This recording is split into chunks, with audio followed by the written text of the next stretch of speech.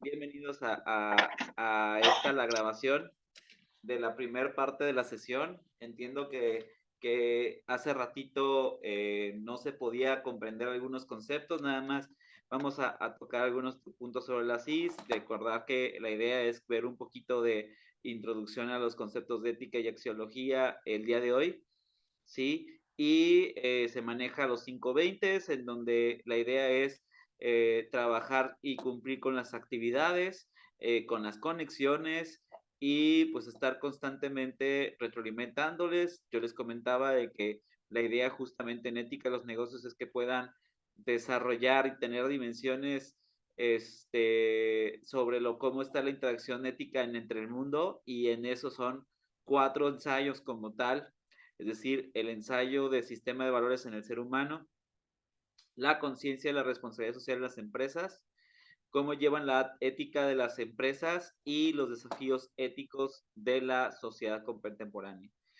Comentábamos entonces que eran en sí, en el proyecto integrador, los 4 elementos o los 4 que debe de llevar dentro de un desarrollo. Pero no olvidar un poco que lleva portada, introducción, desarrollo y conclusión, como cualquier otro trabajo ejecutivo. Y comentábamos que es importante revisar y ver el sistema de valores, la responsabilidad social de las empresas, cómo llevan la ética y los desafíos como tal. Pues bueno, que la idea de esos 4 ensayos es que ustedes puedan complementar o poder a través de eso llegar a conclusiones y llegar a la mayéutica de cómo llevar tu ética a la hora de estar hablando de tu empresa o la empresa en donde trabajas. Es decir, creo que podría ser un buen aterrizaje. No necesariamente tiene que ser y forzosamente de lo que trabajas, por eso lo dejo muy abierto. Puede ser un formato ejecutivo y puede ser un ensayo de corte general de lo que está sucediendo en muchas de las empresas o de cómo está sucediendo en el mundo en general, porque, por ejemplo, el último ensayo tiene que ver con desafíos éticos en toda la sociedad. Entonces, va por ahí de lo que explicamos el proyecto integrador. Ahora bien, ahí está. La ética. Hablábamos un poquito del concepto de ética y hablábamos que el concepto de ética va orientado hacia la conexión mente-corazón.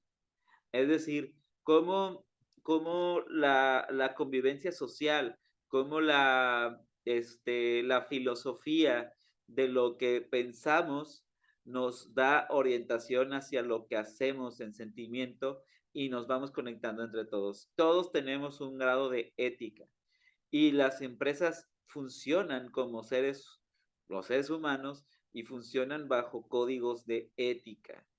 Entonces, de alguna manera es importante entender que la filosofía es una subrama de la ética y que al hablar de filosofía tenemos que pensar que es un modelo de pensamiento o generar modelos de pensamiento para poder ver o cómo nos comportamos ante una sociedad, ¿vale? Entonces, dentro de la historia, yo sé que muchos de ustedes ya empezaron y que ya llevan cierta cosa y que a lo mejor no han terminado, pero la idea es que recordemos y que veamos que tiene una evolución, en este caso la ética como tal, y ha tenido un recorrido a través de los diferentes años que pues como toda la evolución humana ha tenido años de progreso, por así decirlo, o de subidas y bajadas. Antes de continuar, del 1 al 10, ¿cómo se escucha?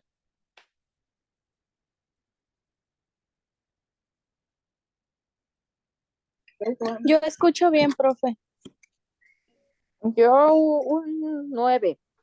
Ya ¿Se mejor que escucha antes. ¿Algún? Sí. Sí, yo algún 10. Órale, perfecto. Significa que sí era el internet. Ok, perfecto. Entonces, yo sé que ya empezaron el cronograma, el mapa histórico, pero de alguna manera sí quiero explicarlo y me regálanme unos minutos adicionales, a lo mejor si nos llegamos a pasar de poquito a las 4, pero que lo podemos integrar por después, es decir, que nos vamos poniendo los tiempos de conexión, y entonces a partir de eso podemos hacer todo. Y pero quiero que quede explicado esta evolución histórica, y ya después lo contrastan con lo que van a hacer. Bien, o con lo que ya empezaron. Chicos, entonces, primero, tiene que hablar un poquito de los griegos, ¿no? Hablábamos que los griegos aportaron muchísima filosofía, y dentro de la filosofía la ética. Y hablábamos que Sócrates tenía una reflexión hacia el verdadero bien. Creo que sería mejor ponerlo desde aquí. Sócrates hablaba para él de que el ser humano, no, mejor para acá, que el ser humano podía, a través del diálogo, de la mayéutica, podría llegar a su autoconocimiento, y que con su autoconocimiento podría encontrar el bien en general. Es decir, aquí hay varias preguntas que nos podemos hacer a través de Sócrates, ¿no? De entrada, ¿qué es conocerse a sí mismo? Segundo, ¿cómo nos conocemos a nosotros mismos? ¿O cómo llegamos a la pregunta correcta para conocernos a nosotros mismos? Tercera, si encontré mi pregunta para conocerme a mí mismo, ¿cómo lo voy a implementar o cómo lo voy a conectar para encontrar el bien? Siguiente, si conecté con si ya tengo un paso y que llegó al bien, ¿realmente ese bien es un bien social o es mi propio bien? Y ojo, no significa que esté desafiando a un pensador como Sócrates, sino simplemente son herramientas mayéuticas que nos permiten desafiar nuestra propia mente. Es decir, buscar preguntas. Algunas de ellas no son buenas preguntas. A lo mejor algunos de ustedes, cuando escucharon esas preguntas que lancé, dijeron, qué pregunta tan burda y qué vacía. A lo mejor yo hubiera preguntado diferente para llegar a mi propio conocimiento. Aquí es súper válido eso. O decir, oh, no se me han ocurrido ciertas preguntas, pero también tengo estas otras. Perfecto. Mientras que con esas preguntas llegues a tu percepción del bien, para Sócrates estás implementando la filosofía que a su vez entra en la ética, la moralidad. ¿Sí? Entonces, en esta parte ya de la historia se empiezan a cuestionar, o se empiezan a definir los valores como el bien, la justicia, la felicidad, a través de tu propio autoconocimiento, ¿sí? Y esa reflexión nos permitía ser buenos y malos. Pero ya vieron estas preguntas que lanzo, que es como cuestión un poquito si era la única óptica que podías tomar, ¿no? Es decir, si tú, dicen que por eso no podemos juzgar ningún texto, del pasado, porque pues hay mucha diferencia. ¿Sí, Litsi? Fue un accidente, profe. Ah, no, ojalá, dije, pues va, entra. Cualquier cosita me interrumpen, y con hermoso gusto. Es más, hasta les pregunto. No sé si, por ejemplo, por ahí han visto en alguna otra materia, o por accidentes de la vida, artículos de Constitución cuando fue en 1824, o el Código Hammurabi, o estos códigos, o la Biblia redactada del año 300, y que uno dice, ay caray, ¿a poco, si lo tomas literal, hay redacciones que son como que muy duras, ¿no? O el Quijote, ¿sí? Yo sé que sí, o por ejemplo, la Lazarillo de Tormes en lecturas, uno se puede dar con lecturas y dices, ay caray, pues el pensamiento era bien drástico. Por ejemplo, en el Código Hammurabi hay una ley que le dicen la ley del talión, ¿lo han escuchado? la del ojo por ojo, diente por diente. Y dentro del Código Hammurabi había una ley que decía que si el albañil cuando construía la casa se le caía, y de producto de que se cayera la casa, mataras al dueño o uno de sus ocupantes, matarían también al albañil por no haberla construido bien. Y tú la escuchas ahorita y dices, no manches, ¿qué onda? Pero era para los valores de la época. Al igual con Sócrates. Parece, o no sé ustedes, pero uno podría cuestionar un poquito de, oye, ¿el bien se da por simplemente desear el bien? ¿O hay otras cosas o hay otras maneras de pensar? Pues sí, pero piénsenlo, para la época era un pensamiento súper revolucionario. El tema de la justicia, es decir, para ellos había un cierto grado de justicia y que era una justicia divina. Y antes de Cristo, o sea que no, ni siquiera podemos meter a la Biblia ahí. La felicidad, los conceptos de felicidad eran a través de tu autoconocimiento. Entonces, cuando veamos a Platón, recordemos su contexto histórico. Por eso pongo esta imagen aquí. Piensen en Platón, los griegos, antes de Cristo, y con sus reflexiones. Y Sócrates, Platón y Aristóteles eran filósofos que 24/7 se dedicaban a estar haciendo modelos de pensamiento. Bien, dentro de la filosofía griega, pues, hablamos de obras en donde que de alguna manera van hablando un poquito de la moralidad, de la ética. Hablan de ciertas virtudes como la sabiduría, el esfuerzo físico, el cultivo de la fortaleza, la templanza, la prudencia y la justicia como la virtud de virtudes. Es decir, ellos comentaban que si tú en vida, a partir de tus propias reflexiones, te dedicabas y te esforzabas físicamente para lograr tus metas, estabas consiguiendo algo de ética.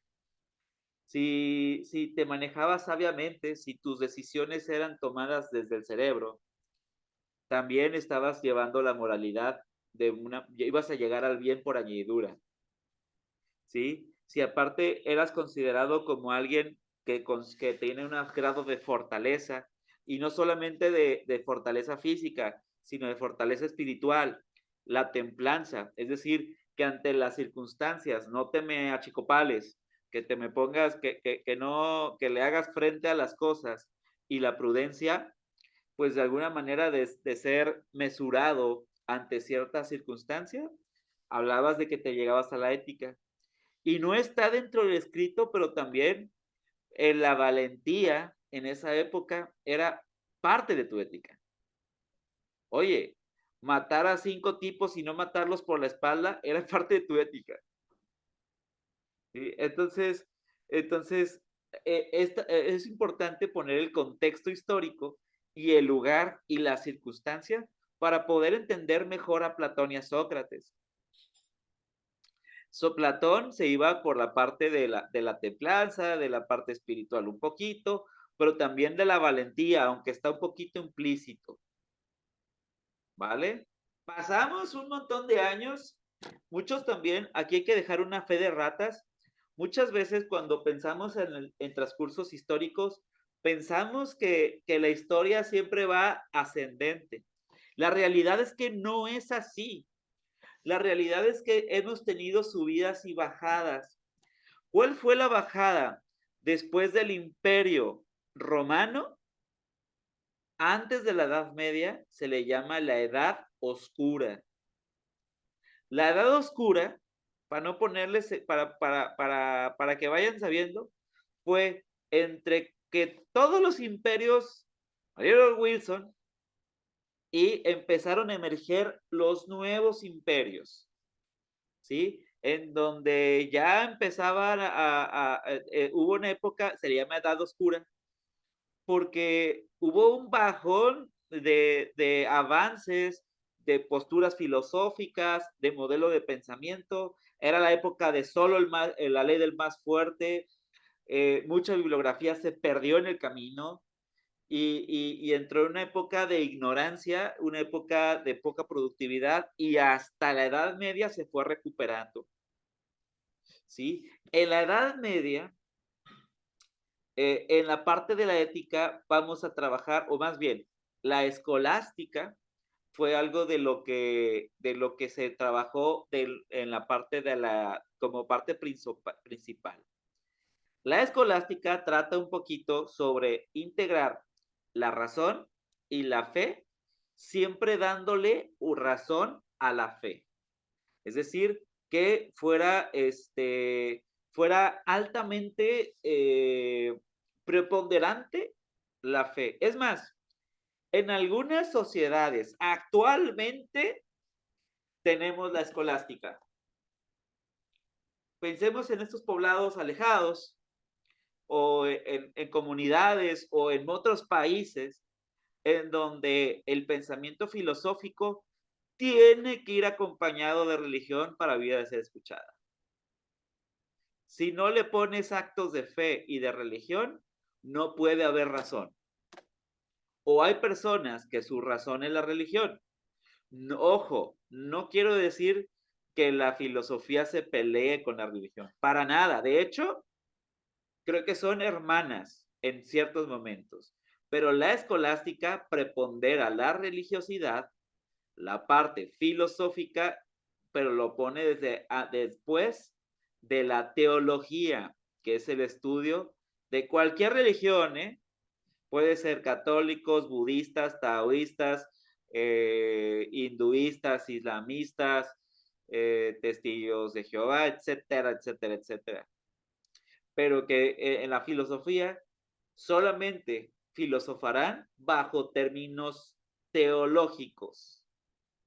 Y entonces, a ver, pensemos en la Edad Media, en la época de los reyes malditos, cuando había un desfile enorme de personas que si tenían un pensamiento pequeñamente diferente, los colgaban, los ejecutaban o los quemaban, la cacería de brujas.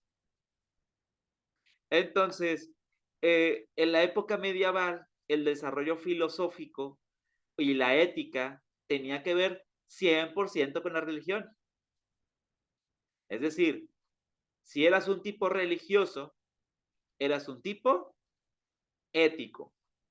Si no tenías la religión del ente social en donde vivías, y dejo bien claro que es súper abierto porque cada región tuvo su religión, si no promulgabas la religión de la sociedad, no te puedes considerar un tipo ético en esa época. ¿Vale? Entonces, empezó a haber filosofía en torno a la religión, en donde el modelo de pensamiento era, si haces y si llevas bien tu religiosidad, serás un hombre de bien. Si eres un hombre de bien, eres un ser feliz. ¿Ok? ¿Dudas, comentarios, algo que quieran agregar?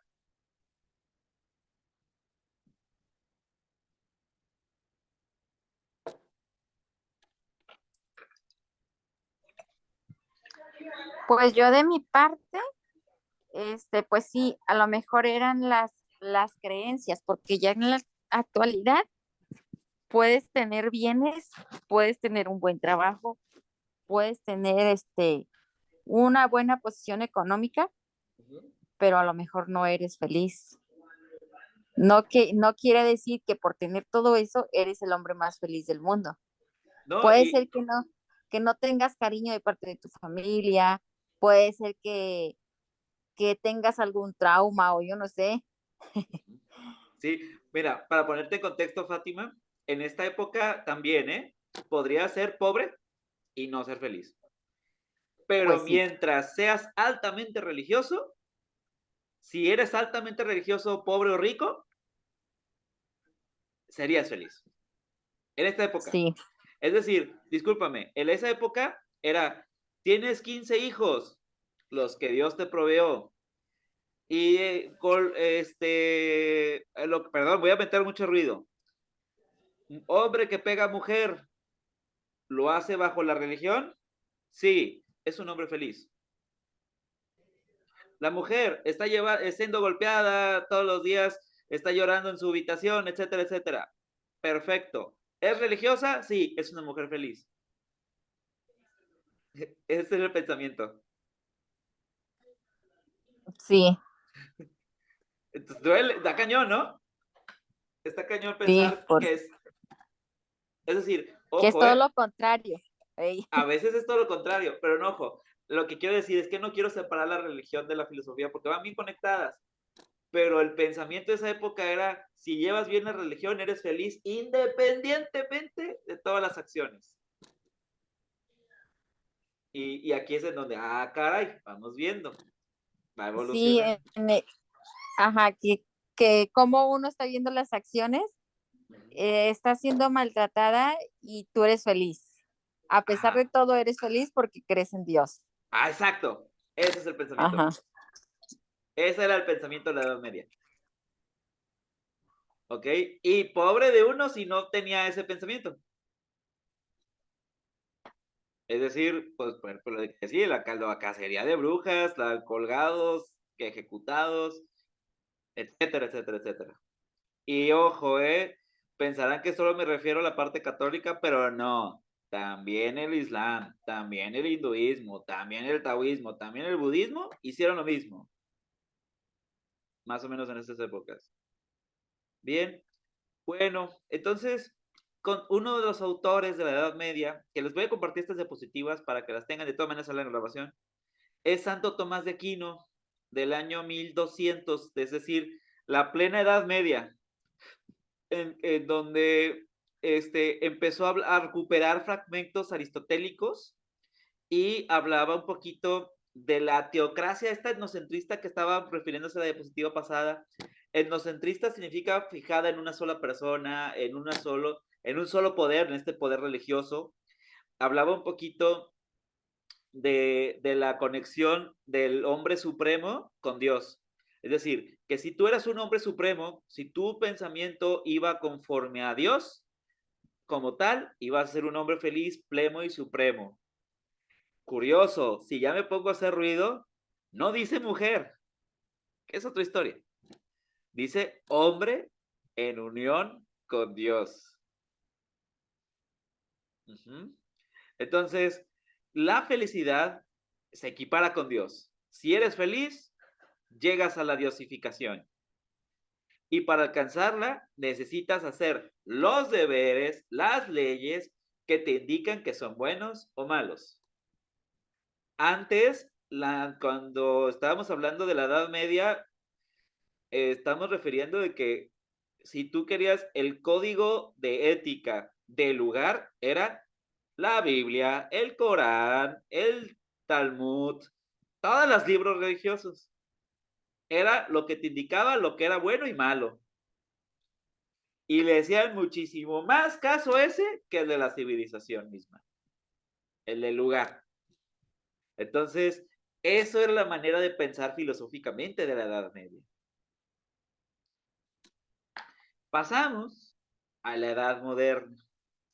La Edad Moderna es más o menos 1600, 1700, ¿vale?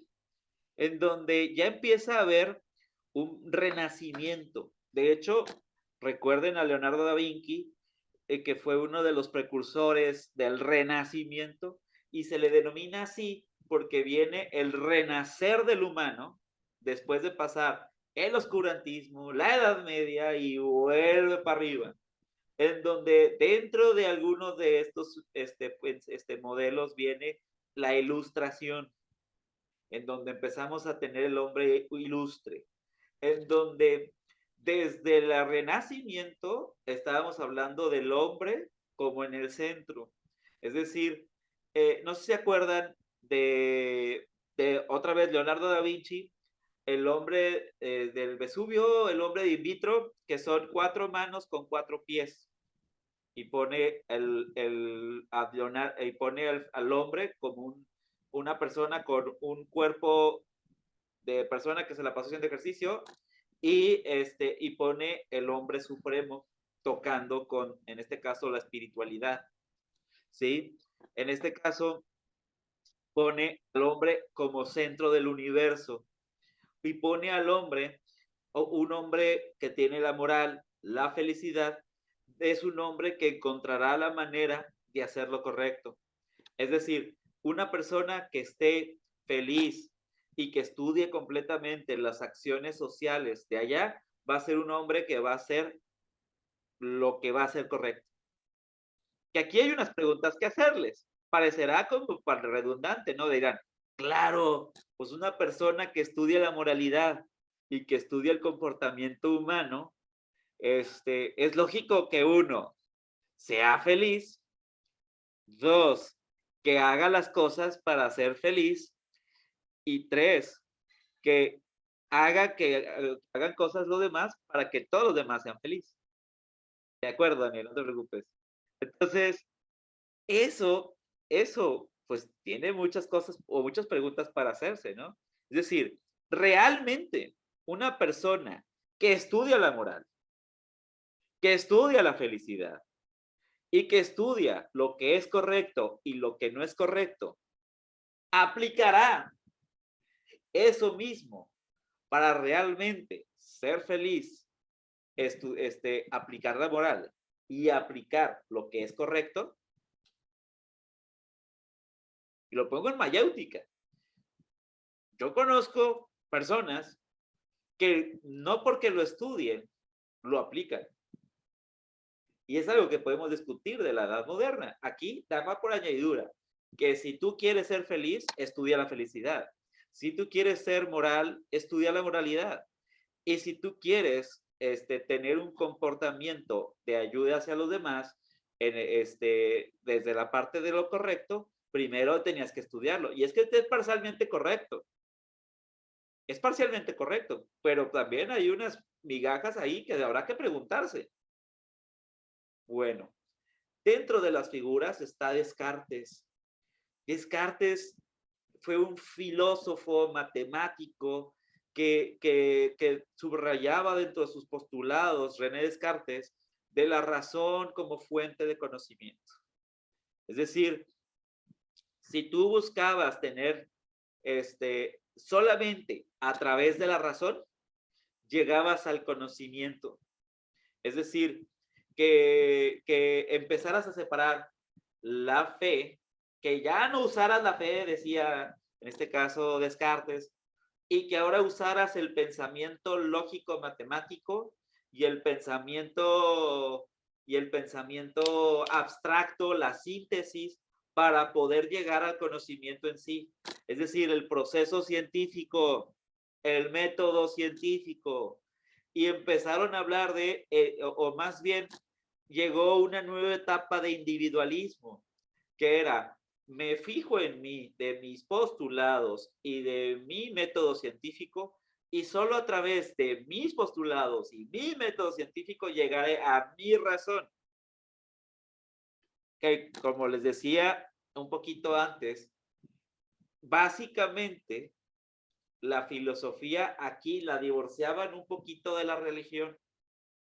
Pero no, la religión y la filosofía, a un punto de servidor, sí se conectan, pero tampoco como en la Edad Media. Entonces, es bien interesante que esta postura seguía siendo un lote individual. Aquí vamos dejando paréntesis. Este pensamiento individualista es altamente de Occidente. Pero pensemos que aquí es en donde se forjó más fuerte el individualismo histórico. Bien, llega otro filósofo que genera dolores de cabeza en su lectura, Immanuel Kant. Immanuel Kant estudió un poquito sobre la fórmula de la humanidad, en la cual empieza a hablar un poquito a cómo deberías tratar a todos los demás, como también a ti mismo, y que eso es el fin y no el medio. Es decir, al tú tratar a los demás, o más bien, tú estás diseñado para tratar a los demás a través de tus propios fines. Y si tú tratas a los otros como tal, con solo eso, deberías estar en tu bienestar. Es decir, hablaba, ¿sabes qué? Fuiste creado para ayudar a otros. Y si creaste a otros y reconoces la dignidad de las demás personas y si haces las cosas en pro de la dignidad de las otras personas, tú por ende serías digno. Tiene también una postura de duda, poniendo un poquito de duda con lo que hemos platicado anteriormente.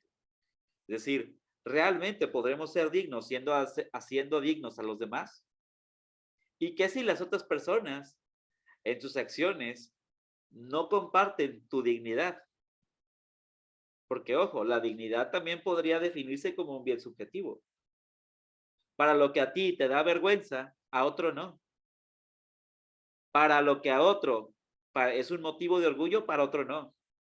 Que tenemos como seres humanos dignidad colectiva, así como tenemos ego colectivo, ¿sí? Y que de alguna manera tenemos la formulita como para ser dignos, pues probablemente. Pero aún así, no podemos asegurar que todos sigamos la misma fórmula. Entonces, aquí ya Kant pues, les comentaba que empezaba a complicar un poco las cosas con su pensamiento filosófico alrededor de la ética. Bien. Y entramos en la edad contemporánea, la mejor imagen que aparece aquí. Seguro algunos de ustedes lo llegaron a leer, y algunos de ustedes tienen alguna postura socialista al respecto, pero viene Karl Marx, ¿sí?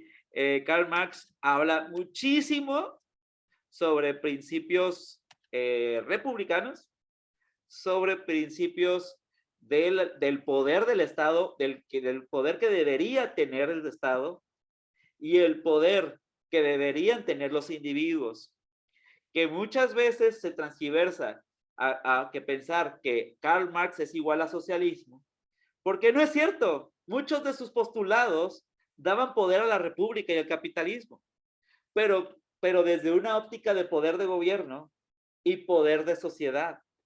Sus creencias morales tenían que ver un poquito sobre que todos deberían alcanzar una creencia moral y que como tal el mundo tenía que dar equilibrio entre los hombres, los explotados y los humillados para tener las mismas condiciones de poder que permitan hablar a todos de la misma ética. Porque qué cómodo hablar de ética desde tu pupitre, ¿no? Qué cómodo hablar de la ética desde una mesa con aire acondicionado. Pero todos tendrán las mismas condiciones económicas para poder hablar de la ética desde la misma postura. Era un privilegio, la ética o la filosofía, podríamos haberla considerado en la antigüedad como un privilegio de ricos.